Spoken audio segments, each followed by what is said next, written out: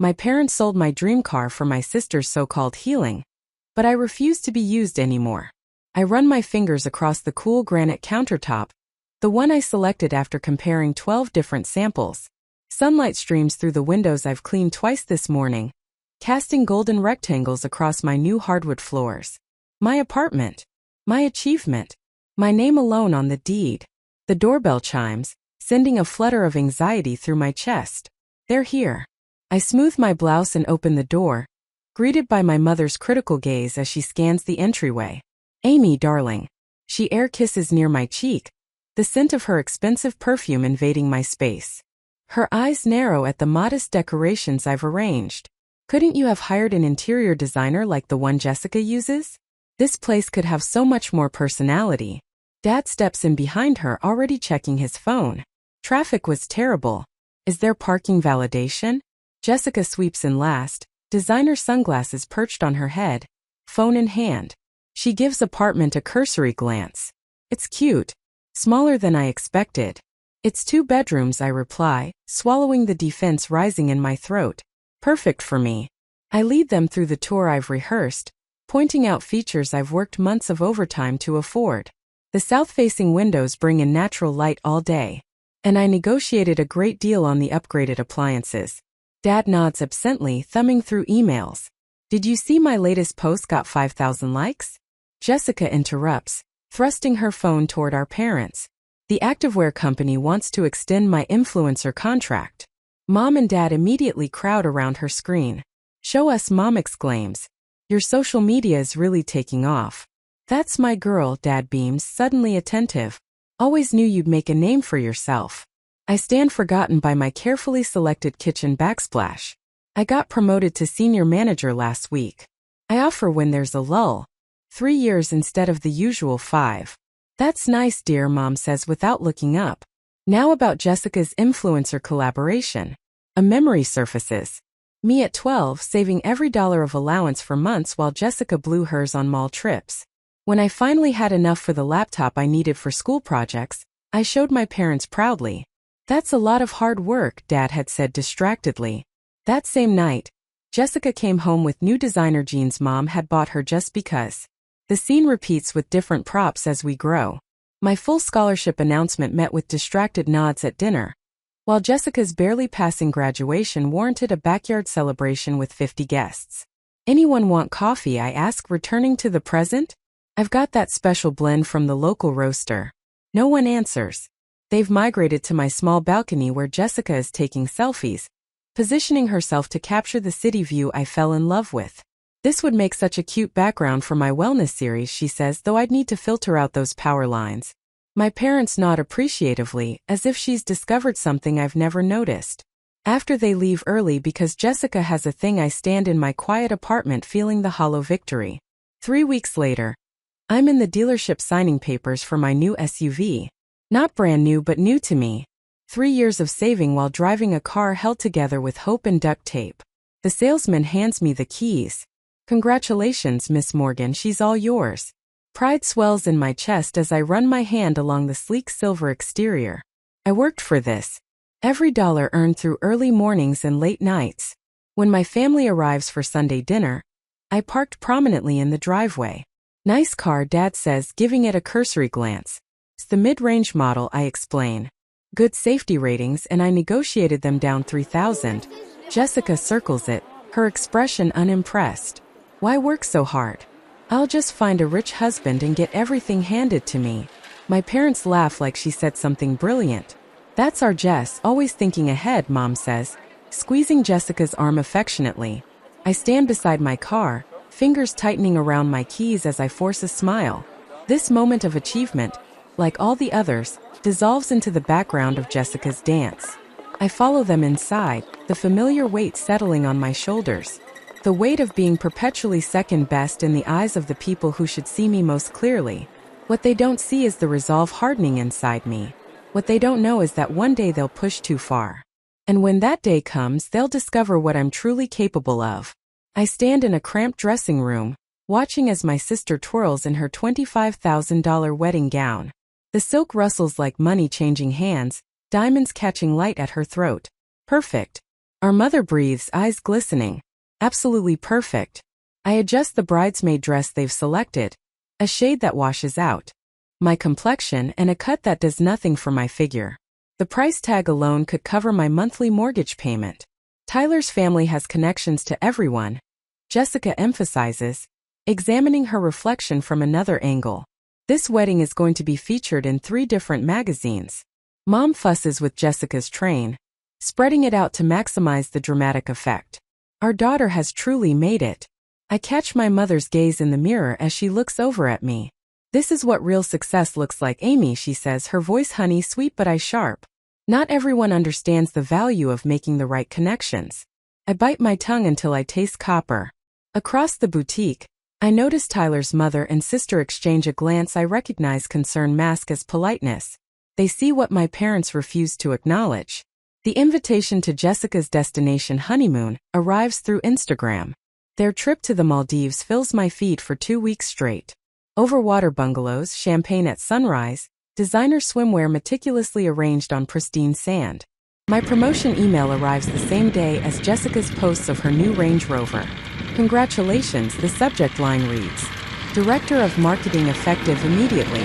I pour a glass of wine and update my investment portfolio spreadsheet, adding the new salary figures. The numbers grow steadily, not glamorous but solid, real.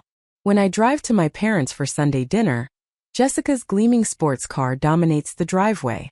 Inside, she lounges on the couch, scrolling through her phone. Just ordered the most incredible Hermes bag, she announces without looking up. Tyler's bonus came through early. I set down the dish I've brought, homemade lasagna still warm from my oven. That's nice, I say. I just got promoted to director. Dad glances up from his newspaper. Good for you, kiddo. Jessica, show us the bag you're getting. 4 years later, I hear the news through a phone call from my sobbing mother. He just left her. Mom wails through the speaker. Called her shallow and wasteful. Can you believe it? After everything she's done for him.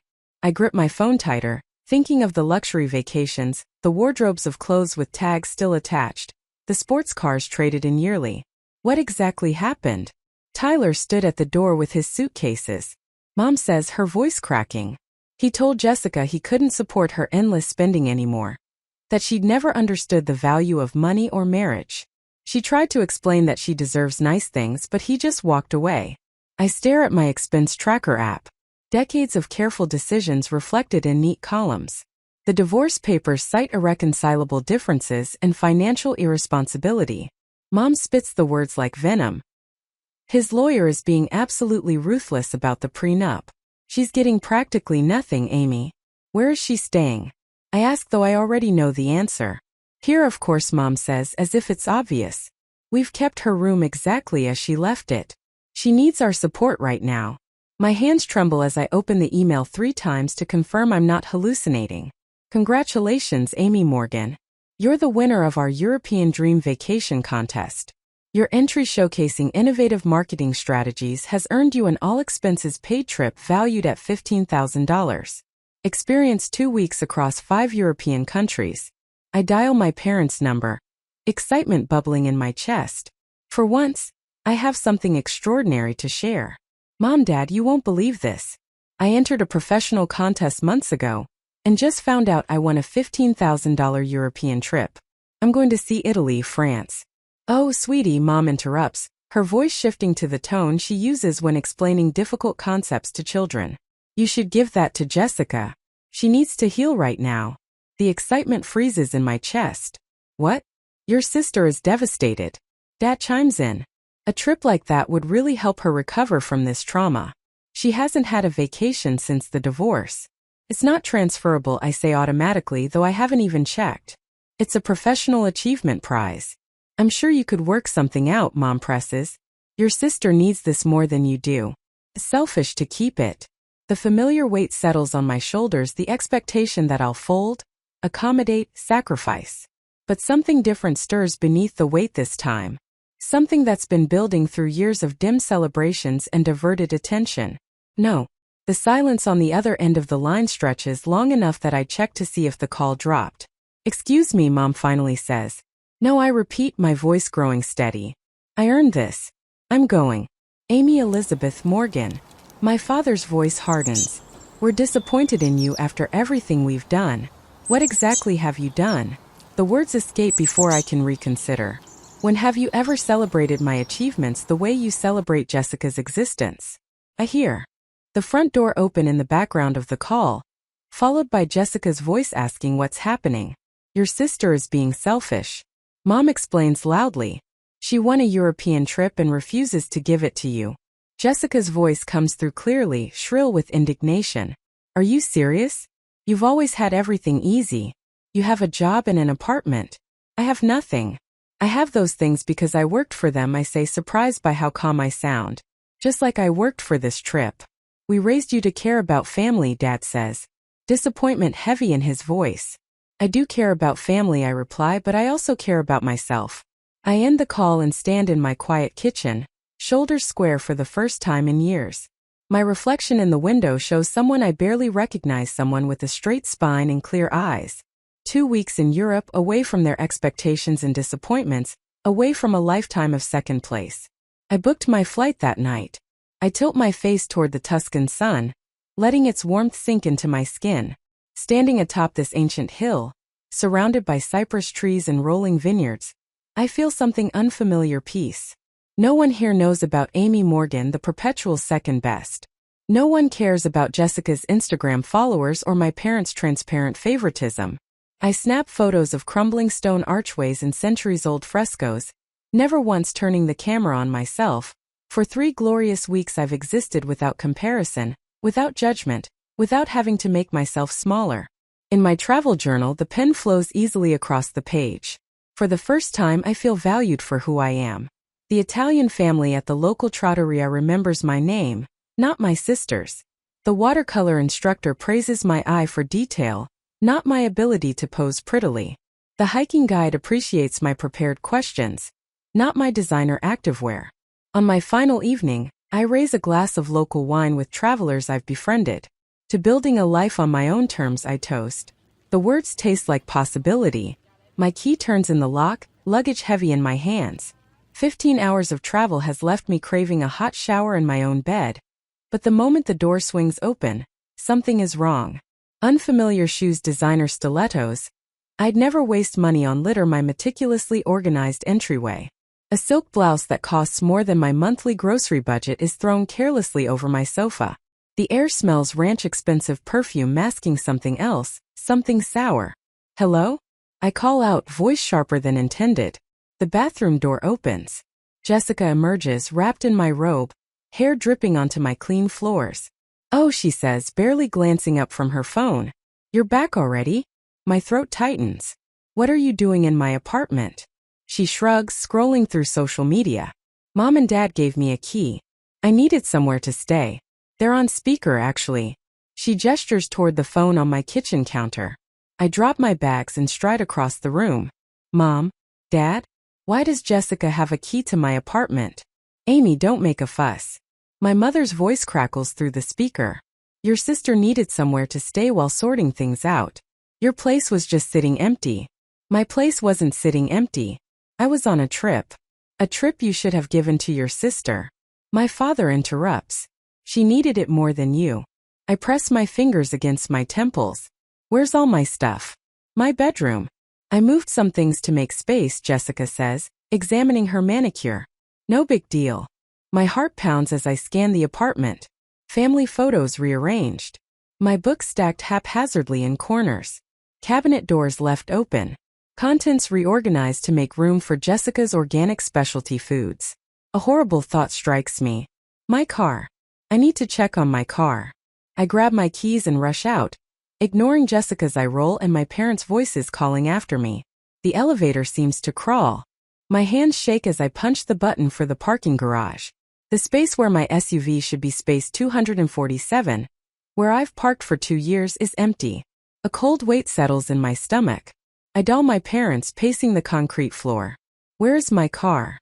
I demand when my father answers. Now, Amy, don't overreact. His tone is the same one he used when explaining why Jessica got a car for her 16th birthday while I took the bus until I could save for my own. Where is my car? Each word punctuated by the sharp click of my shoes on concrete. We sold it, he says matter-of-factly. Jessica needed money to get back on her feet. The world tilts. You sold my car? You had no right. My mother's voice cuts in. It was just a car, Amy. Family is more important. Jessica needs us right now. It was my car, I whisper, then louder. It was my car. I paid for it. My name was on the title. We'll discuss this when you've calmed down, my father says before hanging up. I stare at my phone, rage building like a physical force. I take the stairs back to my apartment, too restless for the elevator. Jessica is still there, now lounging on my couch, scrolling through her phone. Where's the money for my car, I demand. She doesn't look up. I needed things. I spot a bank statement on the counter in my parents' account. A withdrawal for $25,000. Next to it, receipts from designer boutiques and a new spa membership card with Jessica's name. My SUV, my independence, my hard work, all liquidated to fund Jessica's healing. The front door opens. My parents walk in without knocking, as if they own the place, as if they have any right to be here. You're being dramatic, my father says with a dismissive wave of his hand. You can buy another car. You have a good job. You stole from me, I say, my voice unnaturally calm. You sold property that wasn't yours to sell. My mother sighs. Family shares everything. Why are you so selfish? That word selfish, the one they've wielded against me my entire life whenever I've wanted something for myself. But something has changed. My hands are no longer shaking. My voice is steady. The shame they've tried to instill no longer takes root. Get out, I say. All of you now. Jessica's face contorts in manufactured outrage. After everything we've done for you. Fake tears spring to her eyes, the same performance that's worked on our parents for decades. My father puffs up. This is not how you speak to family. You've done nothing but take. I cut him off, my voice ice cold. That ends the day. Get out of my apartment before I call the police and report my car stolen. Jessica gasps. You wouldn't. I would. I am. I hold the door open, arm rigid, leave your key. My mother tries one last manipulation. We're your family, Amy. I meet her eyes without flinching. Not anymore. When the door closes behind them, I slide the deadbolt with a satisfying click. For the first time, the sound doesn't represent keeping others out. It represents keeping myself in. I slide the manila folder across the polished desk. Evidence of betrayal packaged in crisp chronological order. The attorney Miss Levin raises her eyebrows as she flips through the documents. They had no legal right to sell property registered in your name, she says, her voice sharpening as she examines the car title. My name in bold black letters. This is straightforward theft. I want everything documented. Every penny. My voice doesn't waver anymore when I speak about them. The tremor that used to live in my throat has hardened into something stronger. Miss Levine lifts a spreadsheet from the folder. You've kept receipts for years. Since I was 16. I don't tell her how it started as a desperate attempt to prove my worth. How it highlighted every contribution, every loan that mysteriously became a gift when Jessica needed something. Miss Levine taps her pen against my meticulously organized evidence. Most clients come in with scattered memories, maybe a bank statement or two. You've brought me a case file that would make a paralegal jealous. I say nothing. Preparation has always been my armor. She holds up my car title, the highlighter marked vivid against the paper. The vehicle was solely in your name. They had no authority to sell it. They never thought I'd fight back. I run my finger along the edge of the desk. They still don't. Back home, I add another document to the growing file. A printout of Jessica's Instagram post timestamped 3 days after they sold my car, showing her lounging at a luxury spa. The caption reads, self-care is investing in yourself. Number healing number, treat yourself number deserving. Beside it, I place screenshots of text messages from my father. We did what was necessary for Jessica. The car was just sitting there while you were gallivanting in Europe. My mother family shares. You've always been so selfish with your things. The evidence mounts not just of the car, but years of financial manipulation. The emergency money they needed when I was 24 that went toward Jessica's destination birthday party. The temporary housing they demanded for Jessica in my apartment that stretched from weeks to months. I close the folder and place it carefully in my briefcase. Tomorrow they learn what consequences feel like. The sheriff is punctual. I stand in my living room, arms crossed, as he knocks on my apartment door. Jessica answers, her face transitioning from annoyance to confusion. Jessica Morgan, the sheriff asks. Yes, she's wearing my robe again. I'm serving you with an eviction notice. You have 72 hours to these premises. Jessica's mouth opens and closes. She snatches the document, scans it, then glares at me over the sheriff's shoulder. You wouldn't.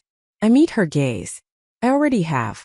After the sheriff leaves, Jessica advances on me. You vindictive bitch. Mom and Dad will. They'll what?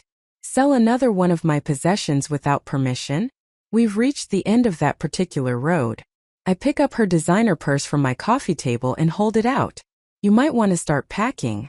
3 days later, I stand in the doorway, arms crossed, as Jessica drags her overloaded suitcases across my hardwood floors. The sheriff waits patiently by the elevator. This is ridiculous, she huffs, struggling with a designer bag stuffed with clothes, most of them still with tags. Where am I supposed to go? That's not my problem. My voice sounds different even to my own ears, unburdened. Jessica pauses at the threshold, mascara smudged beneath her eyes. Mom and Dad will never forgive you for this. I'm not asking for forgiveness. I'm demanding respect. I don't move from my position. The sheriff checks his watch. We need to wrap this up, ma'am. Jessica's face contorts with a familiar tantrum brewing. But for once, she has no audience willing to indulge it. She yanks her suitcase over the threshold with a dramatic sob. The sheriff guides her toward the elevator with professional detachment. I close the door as they disappear from view. The silence in my apartment feels like a physical presence, clean and untainted. My father's voicemail plays on speaker while the locksmith changes my locks. You wouldn't sue your own family. We raised you, paid for your. I stop the recording and add it to my evidence folder, nodding to the locksmith as he hands me new keys. The security system will send notifications directly to your phone. The technician explains as he installs sensors on my windows. Any unauthorized entry triggers an immediate alert. I pay him extra to finish today. Tonight, I'll sleep in my space truly mine for the first time in weeks. Their living room looks smaller than I remember. Mom perches on the edge of the sofa, tissues clutched in her hand. Dad stands by the fireplace, arms crossed, face flushed. Miss Levine sits beside me, her briefcase open. You have 2 choices. I state, my voice steady. Return $30,000 plus damages or we proceed to court. We don't have that kind of money. My mother's tears flow freely. The same tears that once paralyzed me with guilt. Dad slams his hand against the mantel. This is extortion. This is justice, Miss Levine corrects, her tone professionally detached. The documentation is comprehensive. The unauthorized sale of the vehicle, the misappropriation of funds, the pattern of financial exploitation. Exploitation? My mother's tears evaporate. We're her parents. Yes, I say, and parents shouldn't steal from their children. Where are we supposed to get $30,000? Dad demands. I look around the house. I grew up in the house. They remortgaged twice to fund Jessica's whims. Then you'll need to sell the house. You have 30 days to make arrangements. My mother gasps. My father's face drains of color. Amy, he starts, his voice softening into the cajoling tone that once worked so well. Sweetheart, we can work something out as a family. We already tried that approach. I closed my copy of the legal documents. It didn't work out well for me. As we leave, I don't look back. The weight that's lived between my shoulder blades for decades feels lighter with each step. Is it really revenge when you're simply demanding justice? The thought follows me to the car where, for the first time, I allow myself a small smile. They never imagined I would fight back. They're about to learn that years of dismissal and theft create a formidable opponent. I straighten my navy blazer and check my reflection in the courthouse bathroom mirror. My hands are steady, a welcome change from the trembling that haunted me after discovering Jessica in my apartment. The woman staring back at me stands taller than she did 3 months ago. The door swings open and I step into the marble-floored hallway where my attorney waits, briefcase in hand. The click of my heels against stone echoes with each deliberate step. Then I see them huddled together at the far end of the corridor. Mom's eyes are puffy. Dad's shoulders slumped beneath his worn suit jacket. Jessica stands slightly apart, scrolling through her phone as if this is all a minor inconvenience. They spot me. Mom rushes forward, arms outstretched. Amy, sweetheart, we can still fix this as a family. Her perfume invades my space, the same scent that filled my apartment when I returned to find a stranger living in my home. This isn't who we raised you to be. Dad steps closer, voice low. Think about what this will do to our reputation, to your mother's health. Is that what you want? I feel a familiar pressure building in my chest, the weight of family obligation. For a moment, I'm 12 again, swallowing disappointment as my achievements fade into the background of Jessica's existence. Jessica finally pockets her phone and hisses, "You're destroying our family over a stupid car."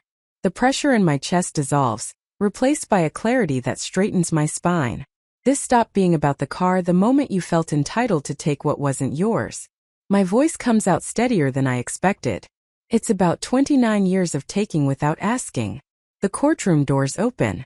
My attorney touches my elbow and I walk past them without looking back.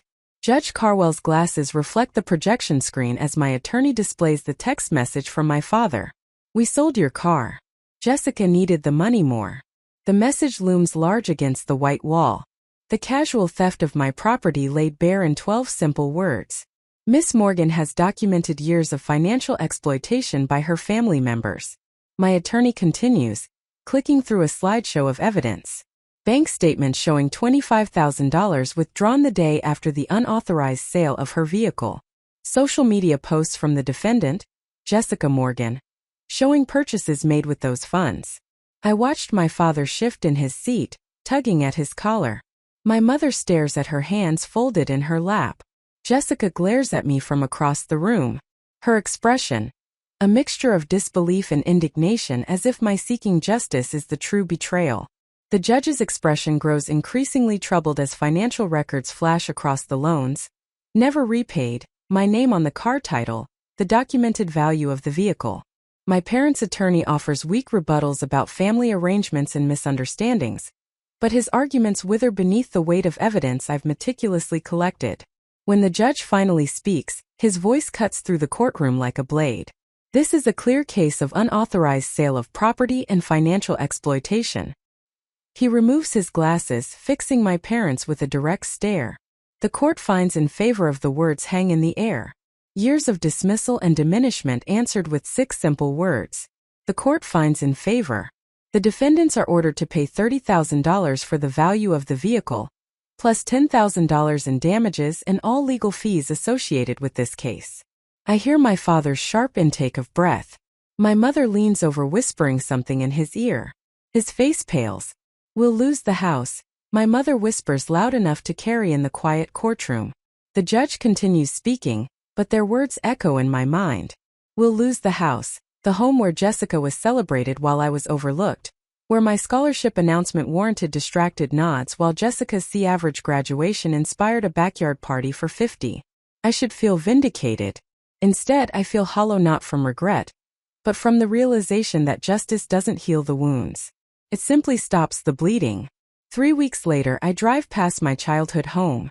The for sale sign swings gently in the spring breeze. A moving truck sits in the driveway, its back doors open like a mouth ready to swallow the remnants of my past. Through the open garage, I glimpse Jessica carrying a box to her car, her face tight with an unfamiliar emotion reality. For the first time in her life, Jessica is facing consequences that can't be charmed away or passed to someone else. I don't slow down. I don't stop. My new SUV, nicer than the one they sold, carries me forward, while they move backward into a 2-bedroom apartment across town. The symmetry isn't lost on me. My 2-bedroom apartment they dismissed, now mirrored in their downsized reality. Back home, I stand at my kitchen counter, the one I selected after comparing 12 different samples. Sunlight still streams through my windows, casting golden rectangles across my hardwood floors. But something has shifted. The apartment feels different because I am different. The court judgment sits on my countertop. I trace my finger over the embossed seal, the official recognition of my rights. For a moment, I consider framing it a trophy of sorts. Instead, I open a drawer and place it inside, closing it with a soft click. This chapter is closed. I whisper to the empty room. I pull out my phone and scroll to my contacts. Mom, Dad, Jessica. 3 names that once defined my worth, now reduced to digital entries I no longer need. Delete, delete, delete. With each tap, the weight I've carried since childhood grows lighter. I take a deep breath, not the shallow kind that braces for disappointment, but the full lunged inhale of someone facing an open horizon. Outside my window, the city continues its rhythm. Inside, the only sound is my breathing steady and free. I trace my fingers over the engraved nameplate on my office door. Director of Marketing, Amy Morgan. The brass feels cool and solid against my skin, much like the foundation I've built for myself. 3 years ago, I was fighting for recognition in a family that couldn't see me. Now, executives seek my opinion across conference tables. Amy, do you have a minute? Tara peeks into my office, her expression earnest. I'm struggling with the presentation for tomorrow. Come in. I gesture to the chair across from my desk where project briefs and quarterly reports are arranged in precise stacks. Behind me, my Marketing Excellence Award catches the afternoon light. After guiding Tara through her concerns, I sign the final papers for my beach house investment property. Calculated decision after months of research and planning. The realtor beams as I hand her back the pen. Congratulations, Miss Morgan. It's rare to see someone your age making such sound investments.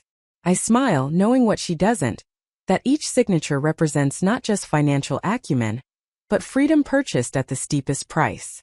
Later that evening, laughter fills my apartment. 6 friends crowd around my dining table, wine glasses reflecting the warm lighting I've installed since reclaiming my space. These people celebrate my victories without diminishing them, ask about my dreams without redirecting the conversation to themselves. To Amy, Marcos raises his glass, his eyes sincere, who taught us all what real strength looks like. As their glasses clink against mine, warmth spreads through my chest that has nothing to do with the wine. My smile reaches my eyes, unforced and genuine. The hostess leads me to my favorite corner table at Riviera. I'm halfway through my salmon when the restaurant door swings open. My parents enter, Jessica trailing behind them. They look smaller, somehow diminished. Jessica spots me first, freezing momentarily before masking her expression. Our eyes meet across the restaurant. 3 seconds of contact that once would have sent anxiety spiraling through me. Now I feel nothing but calm detachment, like observing strangers in a painting. I return to my meal, savoring each bite as they're seated on the opposite side of the restaurant. Wind whips through my hair as I drive my new SUV along the coastal highway. At $45,000, it's a significant upgrade from what they took from me. The dashboard holds a small framed photo from my European trip. Me standing alone on a hillside, arms outstretched, face tilted toward the sun. Some prices are worth paying for peace. I whisper to the open road ahead. My parents think I should keep supporting my brother financially, even though he gambles it away, Elise says, her voice trembling slightly. She's the newest member of my team, brilliant but burdened. Family doesn't always mean loyalty, I tell her, remembering my own journey. Respect must be earned, even from those who share your blood. She looks up, surprised by my directness. Self-reliance is the most valuable achievement. I continue choosing my words carefully, and setting boundaries isn't selfish. It's necessary for survival. That evening, I spread travel brochures across my coffee table: Greece, New Zealand, Morocco. Solo adventures calling to a woman who no longer fears standing alone. Beside them lies my investment portfolio, growing steadily, and plans for renovating my kitchen with the exact backsplash I've wanted. I open my journal, a habit I've maintained since rebuilding my life, and write, the family I choose will be the one I deserve. Each word feels like shedding another layer of the woman I was, the one who measured her worth by others' validation. The apartment is quiet except for the scratch of my pen against paper, but the silence no longer feels empty. Feels like mine.